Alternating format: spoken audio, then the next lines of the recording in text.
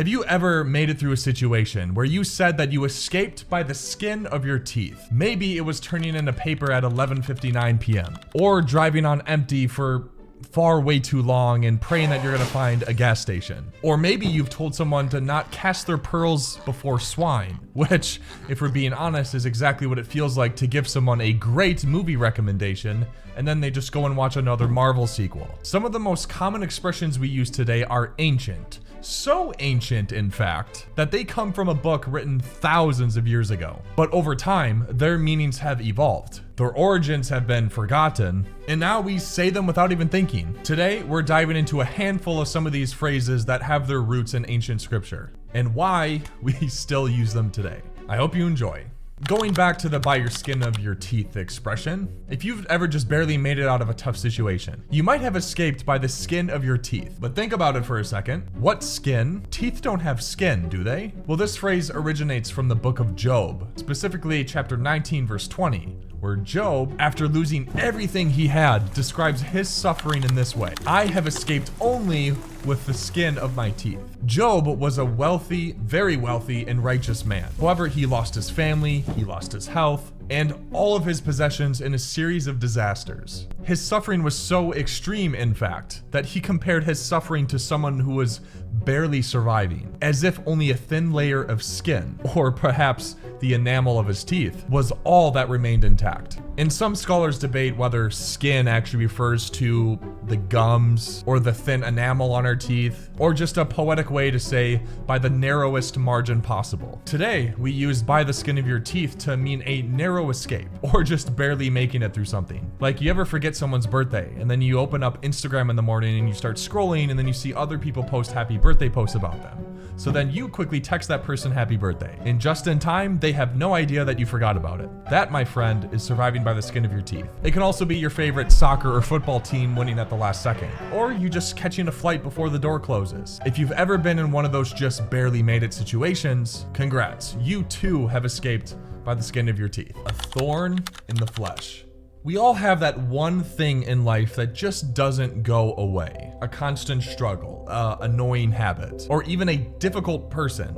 Maybe it's that one song that's been stuck in your head over and over and over and it just refuses to leave. But did you know that there is a biblical phrase for that? This comes from 2 Corinthians 12, verse 7, where the Apostle Paul writes, "A thorn in my flesh was given to me, a messenger of Satan to torment me." Now, Paul never mentions what this specific thorn was. Some believe it was a chronic illness, an enemy, or a constant temptation, perhaps. Whatever it was, though, he describes it as a relentless burden that would never go away, despite his prayers. And some struggles are meant to keep us humble and dependent on something greater. Over time, this phrase evolved to mean something more like a recurring problem that we just experience in everyday life. That's annoying. A politician calling the media a thorn in his side because it keeps attacking him. A sports player with a nagging injury all throughout their career. For me, it's my car's check engine light. It's been on for 3 years. The mechanic says it's nothing major, but deep down I know my car's judging me every time I get into it. Every time I drive, it just sits there watching me, reminding me I'm one bad decision from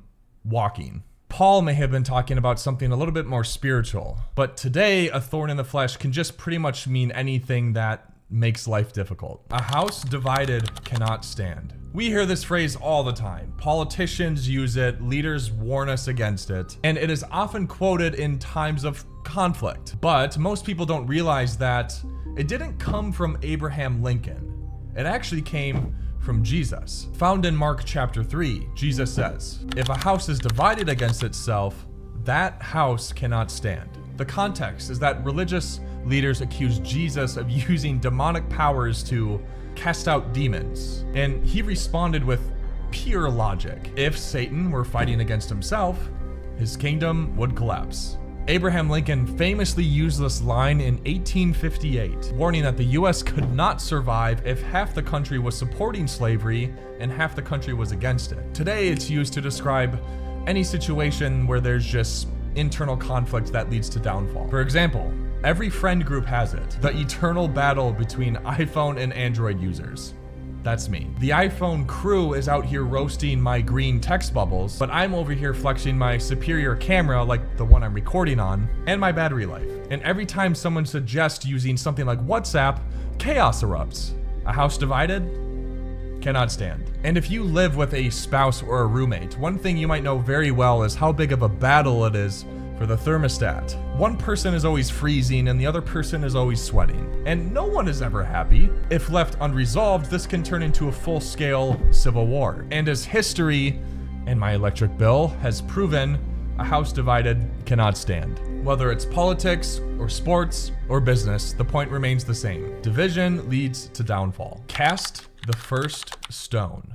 We've all seen it. Someone else, maybe yourself, judging someone else while ignoring your own flaws. Maybe it's a boss criticizing an employee while making the same mistakes. Well, there's a biblical phrase for that, and it comes from one of Jesus's most famous moments. Found in John chapter 8, verse 7, Jesus is confronted by a group of religious leaders who bring to him a woman who was caught in adultery. According to the law, she deserved to be stoned. But instead of condemning her, Jesus responds with something profound. Let any of you who is without sin cast the first stone. The crowd was stunned, and one by one they just start leaving. They just pack up and go because they realize their own hypocrisy.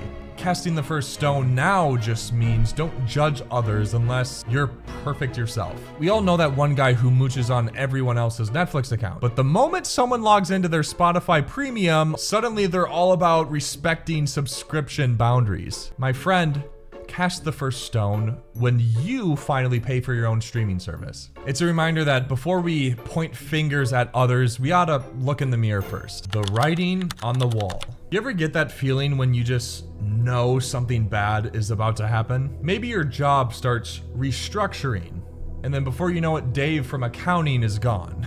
One time, my wife casually said, "Oh, I just peeked at Target really quick." And suddenly, we are now discussing why we need a second air fryer. I immediately saw the writing on the wall. But where does that phrase actually come from? Well, I'm glad you asked. It comes from Daniel 5. You see, King Belteshazzar of Babylon, he holds a massive feast, drinking from sacred cups that were stolen from the Jewish temple. Suddenly, a hand appears and it starts writing mysterious words on the wall. And then the prophet Daniel starts to interpret it. It's pretty much a warning that Babylon is going to fall that very night. And sure enough, it does. If you haven't experienced something like that in your own life, I can almost guarantee that you've experienced it in this way. You ever have that friend who starts randomly calling themselves entrepreneur, but all they're doing is selling overpriced protein shakes on Facebook? Yeah, you probably see a warning sign pretty immediately, but they insist, no, it's not a pyramid scheme, it's direct selling. Fast forward a few months, and their business is mysteriously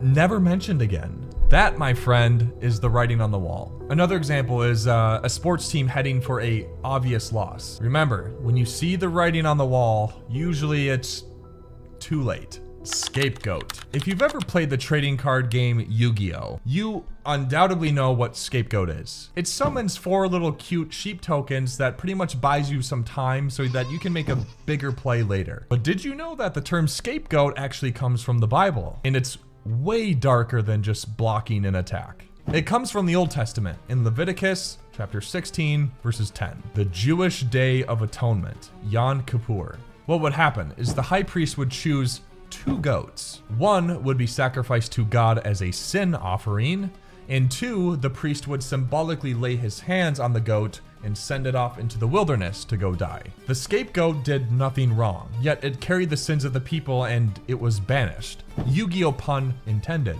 Over time, the term scapegoat just pretty much means someone who takes the blame for others. It's like that one student who did nothing to contribute to the group project and then it goes terribly, so then you just put all the blame on him. That person would be the scapegoat. So, the next time you use scapegoat to stall in your next Yu-Gi-Oh game, just remember, you are recreating an ancient ritual where an innocent goat was exiled into the wilderness. So these are just a few examples of biblical phrases that we use today, sometimes without even knowing it. Which one surprised you the most? Let me know in the comments. And also, if you know of any other ones that I didn't cover in this video, also let me know of them in the comments and maybe I can make a part 2. And if you enjoyed this video, just be sure to like and subscribe for more content like this. As always, thank you for watching.